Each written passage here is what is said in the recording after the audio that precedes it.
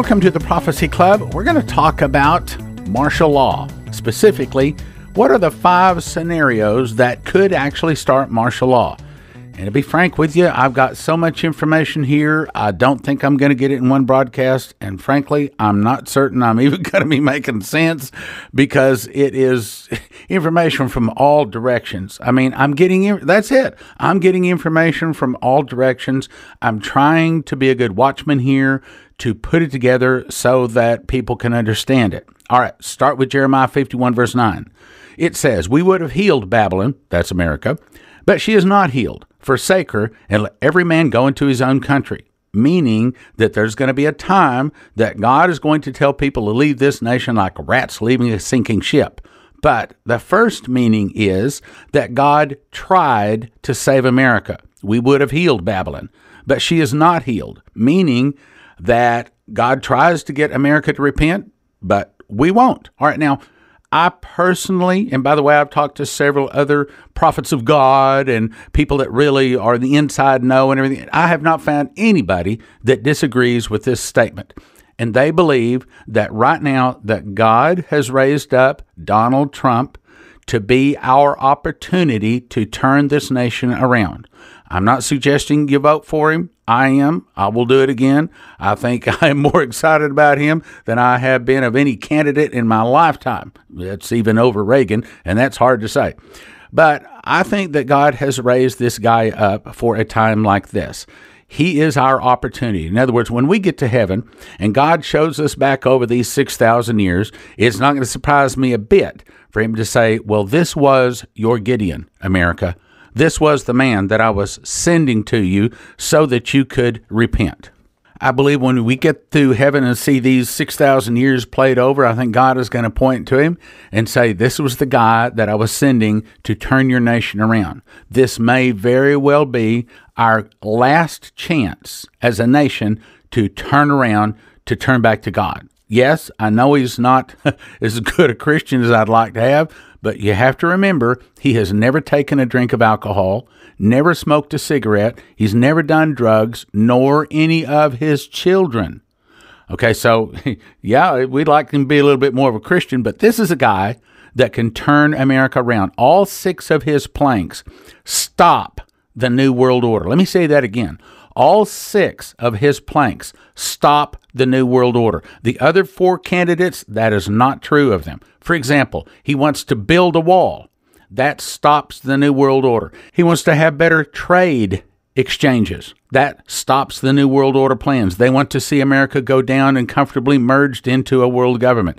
Everything he's doing is against world government. And for that is a very good reason right there. We ought to be praying for him. Matter of fact, I pray that he will be protected, he will be victorious, get in the office, and he will turn America around. Yes, I know Jeremiah 51 verse 9 is there. We would have healed Babylon, but she is not healed. But I'm still going to pray that we turn around. I mean, we can't. Look, it's like Hezekiah.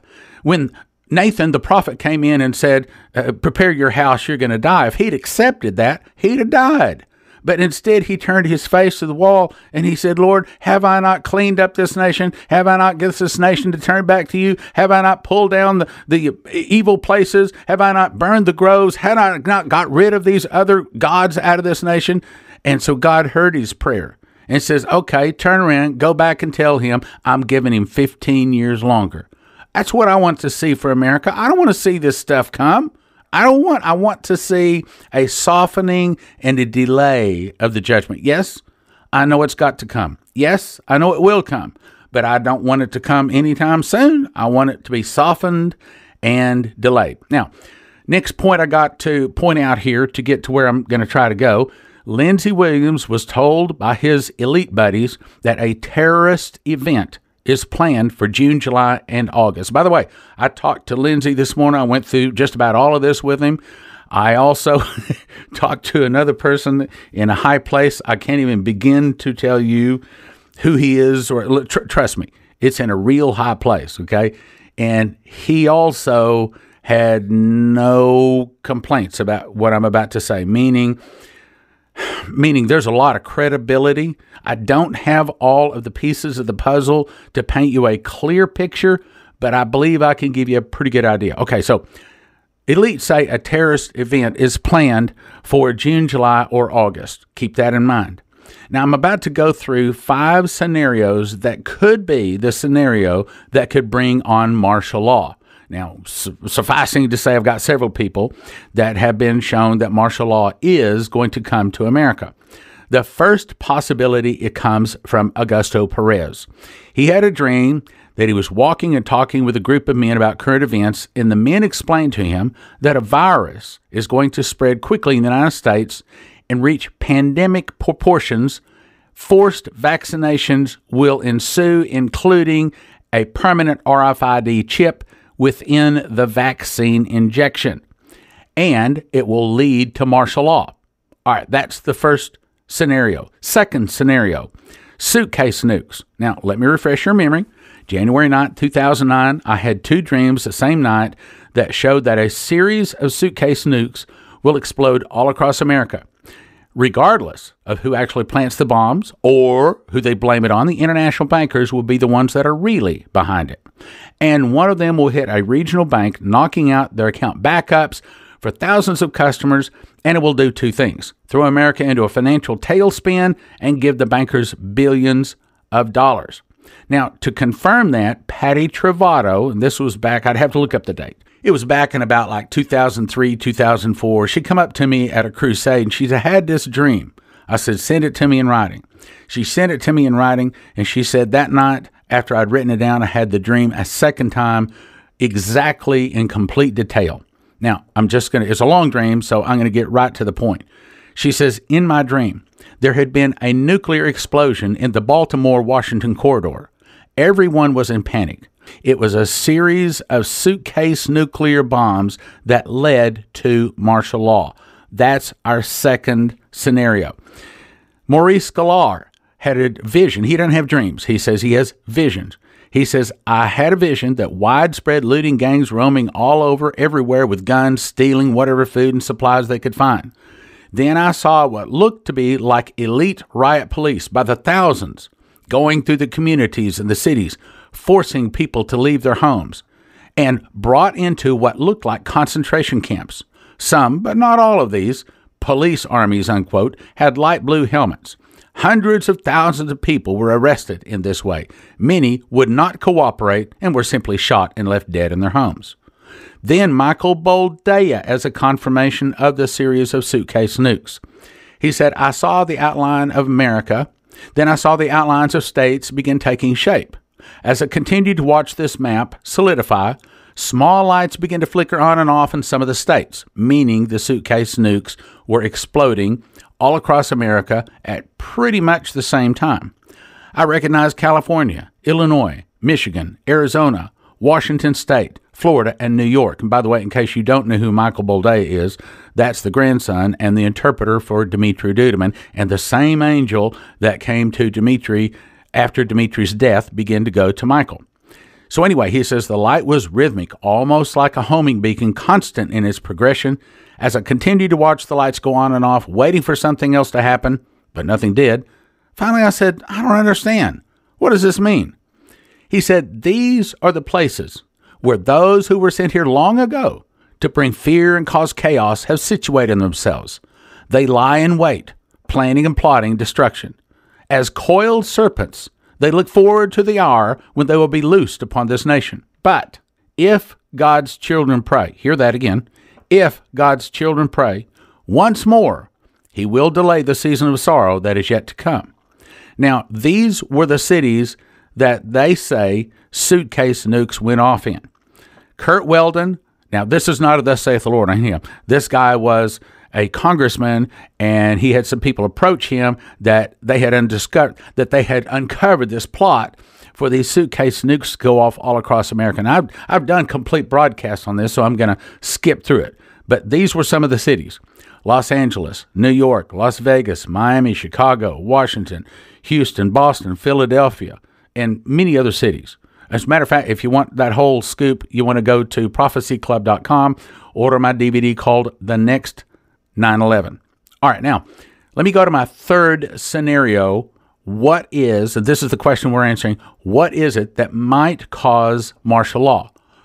Third scenario is Trump loses the Republican nomination. In other words, he goes up to the Republican National Convention, which is scheduled for July the 14th, and he has the most delegates, but they do not give him. Okay, that's the scenario. They do not give him the nomination.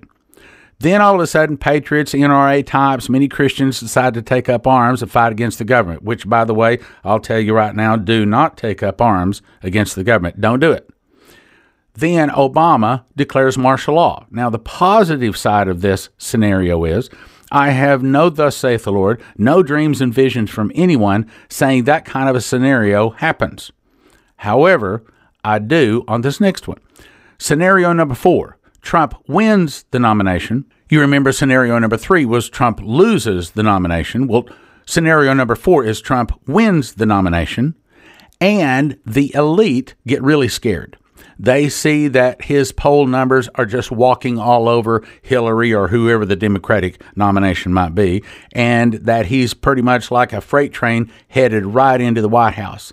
And as they told Lindsey Williams, that under no circumstance will they allow Trump to get into the White House because he will totally upset their plans for world government, the New World Order, of which they've been working for over 200 years to create, and they are not about to let one man with blonde hair upset all of their plans, and that's exactly what he would do. They have about 9 scenarios what they would do to stop Trump. Now, one of those, as I said, he was told a terrorist event will happen in June, July, or August. Well, what happens in July? July 14th specifically, the Republican National Convention. So my scenario number 4 is, so let's say Trump wins the nomination. The international bankers get really scared. They see he's marching right straight to the White House, so they trump up some excuse, and they decide to set off the series of suitcase nukes all across America. Mina Grebin was told, I asked the angel, will Hillary win in 2016? The angel said the elections will be delayed. There will not be a 2016 election. Obama will remain in the White House. I hope you got that. Let me read that again. The elections will be delayed. There will not be a 2016 election. Obama will remain in the White House, which, by the way, most all of what I'm covering today has already been covered in the DVD 2014 to 2021, available at prophecyclub.com. If you haven't got that DVD, get it. Let me say it again. If you've not got 2014 to 2021, go to prophecyclub.com and get it ordered. You will be glad you did. Then Glenda Jackson said, if Christians don't start praying, there will be no 2016 election. It will be suspended. Evil will arise and disasters will happen, and the president will not be removed. He will stay in, and these things are going to be very bad, unquote. Now, my 5th and final scenario. What might start martial law in America? Patricia Green says, I saw people being killed with guns, and the Holy Spirit said, martial law will replace the civil law of the land. The imposition of martial law would mean the suspension of civil rights. Civil law would be replaced by military authority. There will be curfews, roadblocks, checkpoints to maintain order and control. Terry Bennett said welfare checks will stop. And when the welfare stops going out, then the chaos will ensue.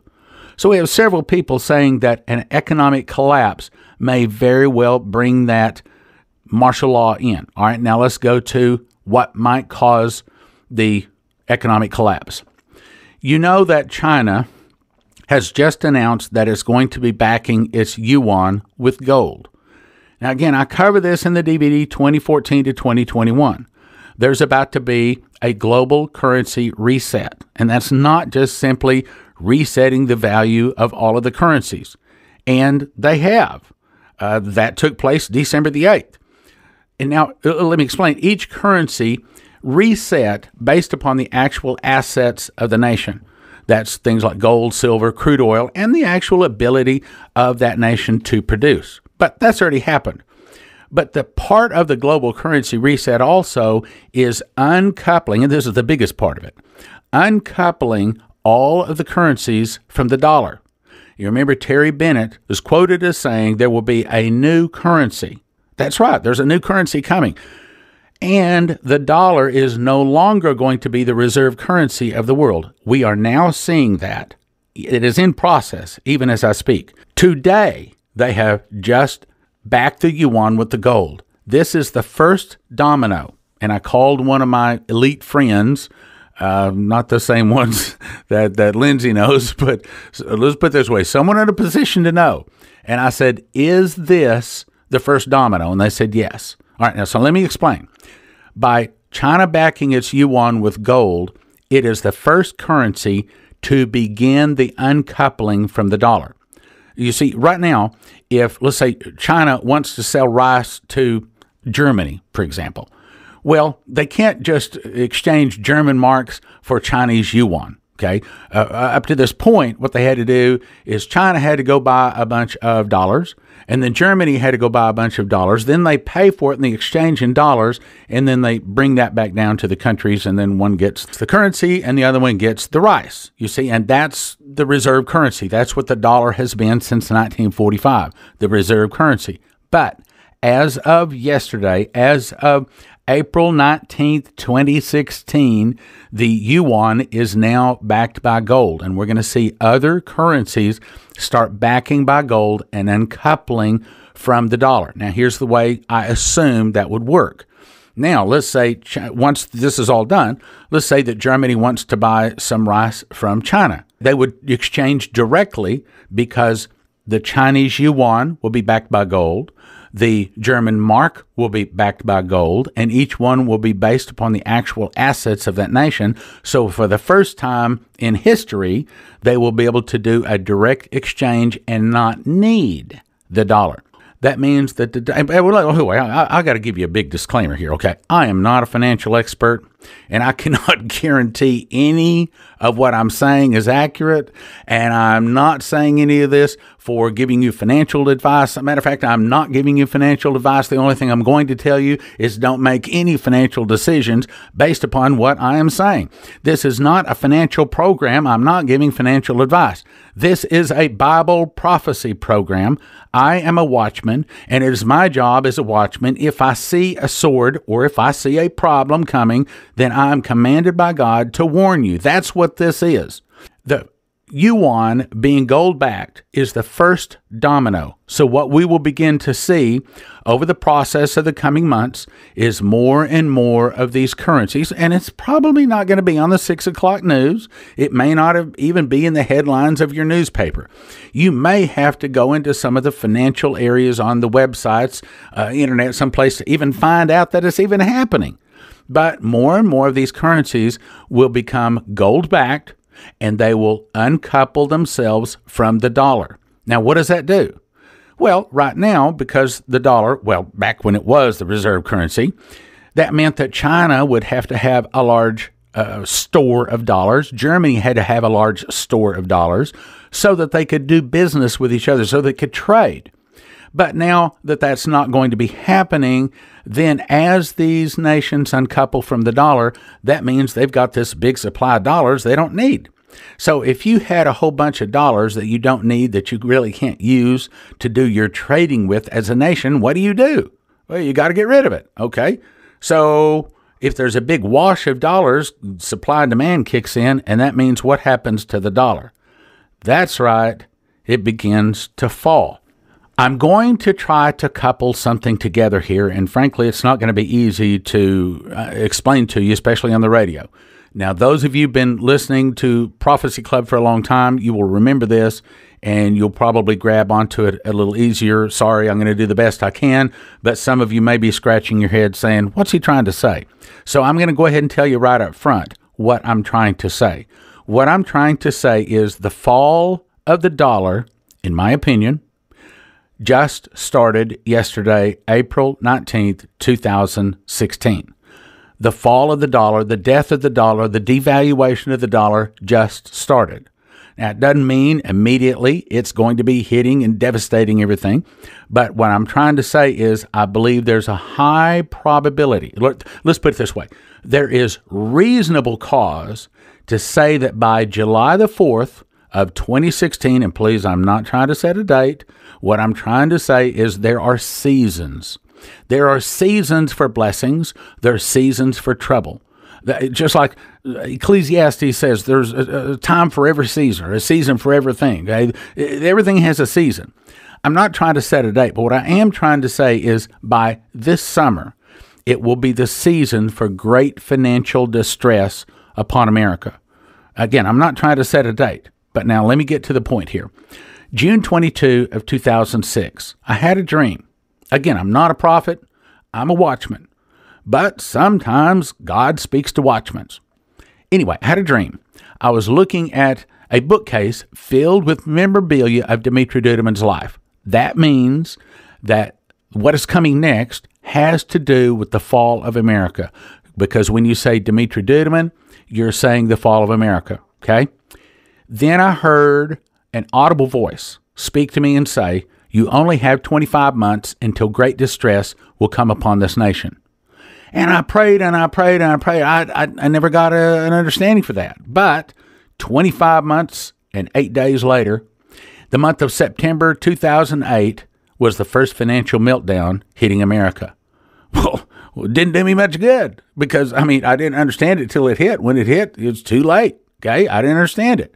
Now, though, just this morning, I may have got the understanding for that. Now, let's go on to the next thing. So I wake up out of this dream, June 22 of 06, and I'm patting Leslie. Wake up. I just had a dream, an important dream. God just spoke to me. She didn't want to wake up. She says, I'm in a vision. Don't wake me up. I'll tell you when I wake up. Okay. So this is what she woke out. I'm skipping part of it. I'm going to get right to the point. She said, her and I walked into a restaurant and we were hungry and thirsty and we asked to order something to eat and drink. The server said, well, be glad you're here today because today we have a little to give you. But if you had been here yesterday, we'd had nothing to give you. We barely have anything to give you today. She said, I looked up on the wall and I saw a calendar on the wall and July the 4th, 2008 was circled. Now, at the time, we thought, oh, well, that must mean that by July the 4th, 2008, that maybe things are going to be really tough and maybe food is going to be in short supply and maybe people aren't going to have anything to eat. But see, I didn't understand what was really going on. All right, you got to put the two dreams together. Again, we both had dreams at the same moment. I woke up first. She was in the middle of having a dream. She said, basically, sit down, shut up, leave me alone. I'll get done. God's talking to me. When I wake up, I'll give it to you. Well, what her dream had was 2008. You see, mine said 25 months later, there's going to be a financial meltdown. Hers said July 4th, 2008. Well, 25 months later, it was September 2008, the financial meltdown. I believe, here's the point, I believe hers was now saying when it had July 4th, 2008, it wasn't trying to say that there's going to be a financial meltdown on July the 4th, 2008. It was saying, the number 2008 was saying it's a financial meltdown. And now here's the question, here's the point.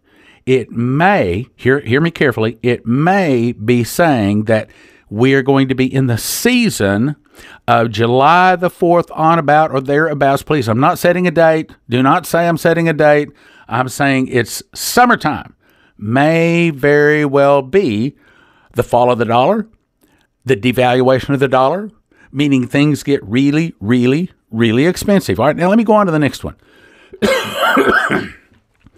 Before I read this one, I have to give you a big disclaimer. I am not suggesting you go out and buy dinars, nor am I ever saying they're going to revalue, nor am I ever saying anybody is going to make any money from any dinars. To the contrary, I believe that most people that are getting into that are making a very big mistake. So now let me go on. And there's some things that you're going to raise questions in your mind. I understand that, but I'm not going to answer all the questions. I'm trying to make a whole nother point in another direction. The point I'm trying to make here is we may be close to martial law sometime the latter part of this year, summer to fall. The other point that I'm trying to make is we may be experiencing the beginnings of the fall or the devaluation of the dollar. That's the point that I'm trying to make. Now let's go to December 16th, 2012. I was asking the Lord, please give me a dream about dinars to show me just before they revalue. That was my question. In other words, show me a dream, tell me just before the dinars revalue. And the power of this, and the point I'm trying to make is, this may be associated with the fall of the dollar. That's why I read it. Now, the dream says, I dreamed that I was getting on an airplane with 4 or 5 stacks of dinars. And I saw firecrackers on the top of one of the stacks of the dinars.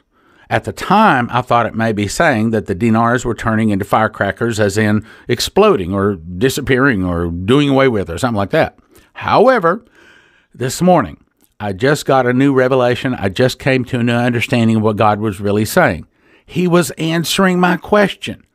Well, what was my question? I had asked him, Lord, show me when the dinars will revalue. Well, I think he was. He was showing me, saying that it's going to have something to do with the time of the year that has to do with firecrackers. And what time of the year would that be? Maybe that would be around July the 4th. That's the third time we brought up July the 4th. First was, you only have 25 months till great distress comes upon this nation.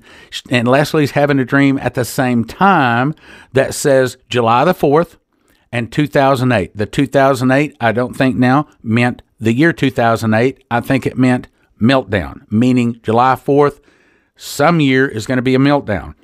Then the next dinar dream had to do with revaluation, sometime having to do with firecrackers.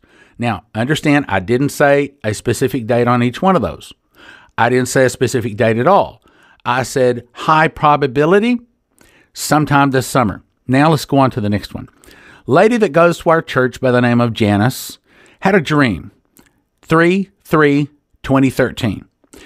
In this dream, she said, I dreamed that the dinar had revalued, but rather than rejoicing, it was with sorrow. Soon after the revaluation of the dinar, the dollar was devalued.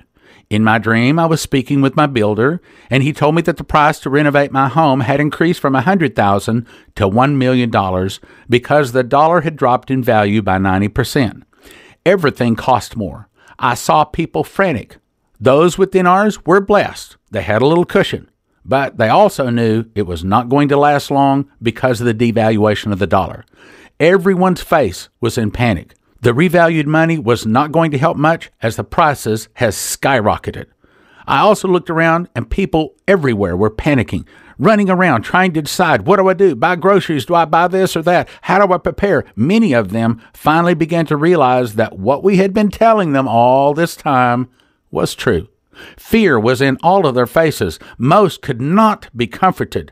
Nothing to hope in. Great fear and panic was everywhere. My point is, the revaluation of the dinars is linked to the reset of the currencies, which is linked to them being gold-backed, which is linked to them decoupling from the dollar, which is linked to the devaluation of the dollar, which is linked to the increase in prices. I cannot say for certain, as a watchman, I think I see a sword coming. I think I see a problem. And as a watchman, I'm commanded by Ezekiel 33:6 to warn you. I am warning you formally that there is a high probability that you're about to see all of the currencies unlink from the dollar no longer being the reserve currency of the world, the dollar falling like a rock. Shane Warren had a vision that dollars were blowing in the wind like leaves, worthless. Daniel Davis, another one of our speakers that made another DVD, all available at Prophecy Club. If you just go to prophecyclub.com, these guys are able to get you the DVDs, which, by the way, we got a fantastic deal going at Prophecy Club. Maybe you ought to call 785-266-1112, but and ask them, hey, what's the great deal you got going on DVDs right now? Okay, just they'll it's too lengthy to explain here, but it's a great deal, great deal. Thank you for listening. Thank you for your prayers, and thank you for your gifts of support. God bless.